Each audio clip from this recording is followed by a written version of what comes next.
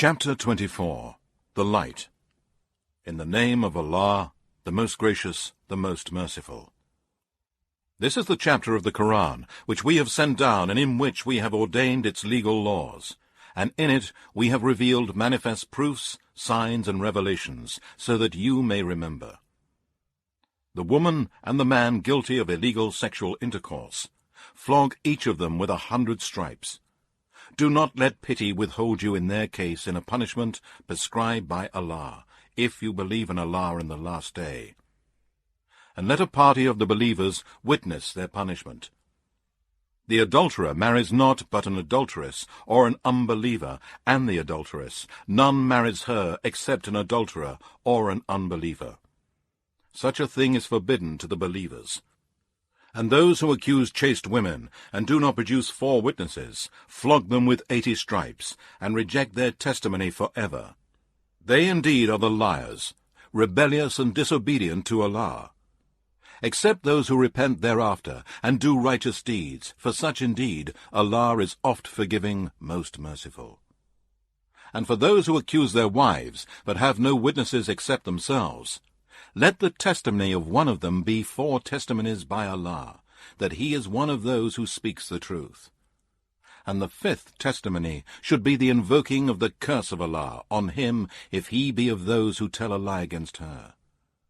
But the punishment shall be averted from her if she bears witness 4 times by Allah that her husband is telling a lie. And the 5th testimony should be that of the wrath of Allah be upon her if her husband speaks the truth. And had it not been for the grace of Allah and his mercy on you, he would have hastened the punishment upon you. And Allah is the one who accepts repentance, the All-Wise. Indeed, those who brought forth the slander are a group among you. Do not consider it to be a bad thing for you. No, it is good for you. Every man among them will be paid that which he had earned of the sin. And as for him among them who had the greater share, his will be a great torment. Why then did not the believers, men and women, when they heard the slander, think good of their own people and say, "This charge is an obvious lie"? Why did they not produce 4 witnesses? Since the slanderers have not produced witnesses, then with Allah they are the liars. Had it not been for the grace of Allah and his mercy to you in this world, and in the hereafter, a great torment would have touched you for what you had spoken. When you were spreading it with your tongues, and uttering with your mouths that of which you had no knowledge, you counted it a little thing, while with Allah it was very great. And why did you not, when you heard it, say, "It is not right for us to speak of this. Glory be to you, O Allah. This is a great lie"? Allah forbids you from it, and warns you not to repeat the like of it forever, if you are believers.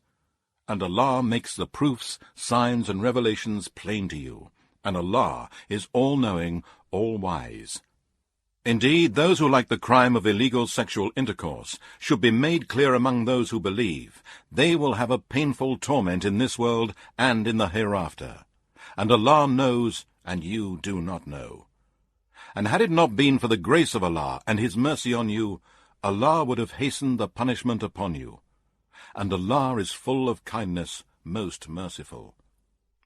O you who believe, follow not the footsteps of Satan. And whoever follows the footsteps of Satan, then know that he commands you to commit indecency and disbelief and polytheism. And had it not been for the grace of Allah and his mercy on you, not one of you would ever have been pure from sins. But Allah purifies and guides to Islam whom he wills, and Allah is all-hearer, all-knower. And let not those among you who are blessed with graces and wealth swear not to give any sort of help to their relatives, the poor, and those who left their homes for Allah's cause. Let them pardon and forgive. Do you not love that Allah should forgive you? And Allah is oft forgiving, most merciful. Indeed, those who accuse chaste women, who never even think of anything touching their chastity, and who are true believers, are cursed in this life and in the hereafter, and for them will be a great torment. On the day when their tongues, their hands, and their legs or feet will bear witness against them as to what they used to do, on that day Allah will pay them the recompense of their deeds in full, and they will know that Allah is the manifest truth. The bad women for the bad men, and the bad men for the bad women, and the good women for the good men, and the good men for the good women. Such amongst the good people are innocent of each and every bad statement which the others say. For them is forgiveness and a generous provision in paradise. O you who believe, do not enter houses other than your own until you have asked permission and greeted those in them. That is better for you, in order that you may remember.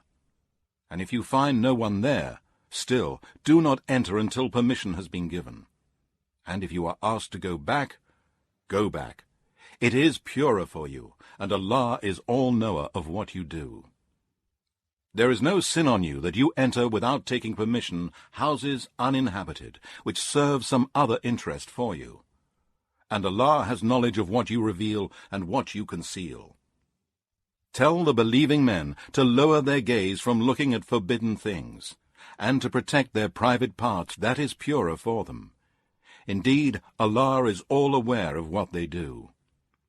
And tell the believing women to lower their gaze from looking at forbidden things, and protect their private parts from illegal sexual acts, and not to show off their adornment, except only that which is apparent, and to draw their veils over their bodies, and not to reveal their adornment except to their husbands, their fathers, their husbands' fathers, their sons, their husbands' sons, their brothers, or their brothers' sons, or their sisters' sons, or the Muslim women, or the female slaves whom their right hands possess, or old male servants who lack vigor, or small children who have no sense of the shame of sex.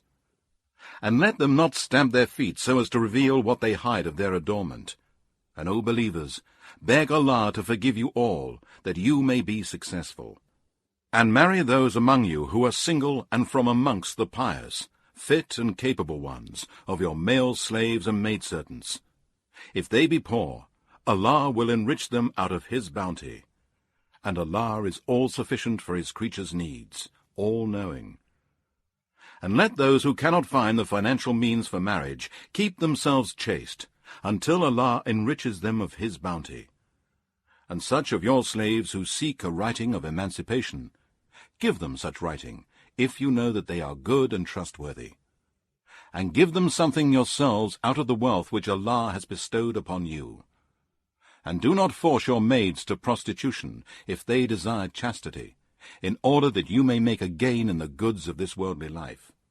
But if anyone forces them to prostitution, then after such force, Allah is oft forgiving, most merciful to those women. And indeed, we have sent down for you proofs, signs, and revelations that make things plain, and the example of those who passed away before you, and an admonition for those who are pious. Allah is the light of the heavens and the earth. The parable of His light is as if there were a niche, and within it a lamp. The lamp is in glass, the glass as if it were a brilliant star, lit from a blessed tree, an olive tree, neither of the east nor of the west, whose oil would almost glow forth of itself, though no fire touched it. Light upon light. Allah guides to His light whom He wills, and Allah sets forth parables for mankind, and Allah is all-knower of everything. Such a light is lit in houses, which Allah has ordained to be raised. In them His name is glorified in the mornings and in the afternoons or the evenings, by men whom neither trade nor sale diverts them from the remembrance of Allah with heart and tongue, nor from performing prayer, nor from giving charity. They fear a day when hearts and eyes will be overturned from the horror of the torment of the day of resurrection, that Allah may reward them according to the best of their deeds, and add even more for them out of His grace. And Allah provides without measure to whom He wills. As for those who disbelieve, their deeds are like a mirage in a desert. The thirsty one thinks it to be water, until he comes up to it. He finds it to be nothing. But he finds Allah with him who will pay him his due, hell, and Allah is swift in taking account. Or the state of a disbeliever is like the darkness in a vast deep sea, overwhelmed with a great wave, topped by a great wave, topped by dark clouds, darkness, one above another. If a man stretches out his hand, he can hardly see it. And he for whom Allah has not appointed light, for him there is no light. Do you not see that it is Allah to whom glorifies whoever is in the heavens and the earth, and the birds with wings outspread in their flight? Indeed, of each Allah knows his prayer and his glorification, and Allah is all aware of what they do. And to Allah belongs the sovereignty of the heavens and the earth, and to Allah is the return of all. Do you not see that Allah drives the clouds gently, then joins them together, then forms them into layers, and you see the rain comes forth from between them? And he sends down from the sky hail from clouds like mountains, and strikes with it whom he wills, and averts it from whom he wills. The vivid flash of his lightning nearly blinds the sight. Allah causes the night and the day to succeed each other. Truly in these things is indeed a lesson for those who have insight. Allah has created every moving living creature from water. Of them there are some that creep on their bellies, some that walk on 2 legs, and some that walk on 4. Allah creates what he wills. Indeed, Allah is able to do all things. We have indeed sent down in this Qur'an manifest proofs, signs, and revelations, lawful and unlawful things, and have set the boundaries of the religion of Islam. And Allah guides whom he wills to a straight path. The hypocrites say, "We have believed in Allah, and in the messenger Muhammad, and we obey." Then a party of them turn away. Such are not believers. And when they are called to Allah to judge between them, a party of them refuses to come and turns away. But if the right is with them, they come to him willingly with submission. Is there a disease in their hearts? Or do they doubt or fear lest Allah and his messenger should wrong them in judgment? No, it is they themselves who are the polytheists, hypocrites, and wrongdoers. The only saying of the faithful believers when they are called to Allah to judge between them is that they say, "We hear and we obey." And such are the prosperous ones who will live forever in paradise. And whoever obeys Allah and his messenger fears Allah and keeps his duty to him, such are the successful ones. They swear by Allah their strongest oaths, that if only you would order them, they would leave their homes to fight in Allah's cause. Say, do not swear. This obedience of yours is known to be false. Indeed, Allah knows well what you do. Say, obey Allah and obey the messenger.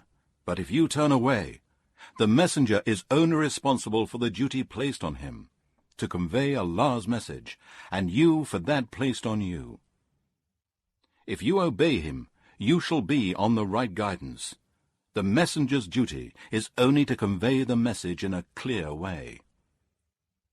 Allah has promised those among you who believe and do righteous good deeds that he will certainly grant them succession to the present rulers in the earth, as he granted it to those before them, and that he will grant them the authority to practice the religion which he has chosen for them. And he will surely give them in exchange a safe security after their fear, provided the believers worship him and do not associate anything in worship with him.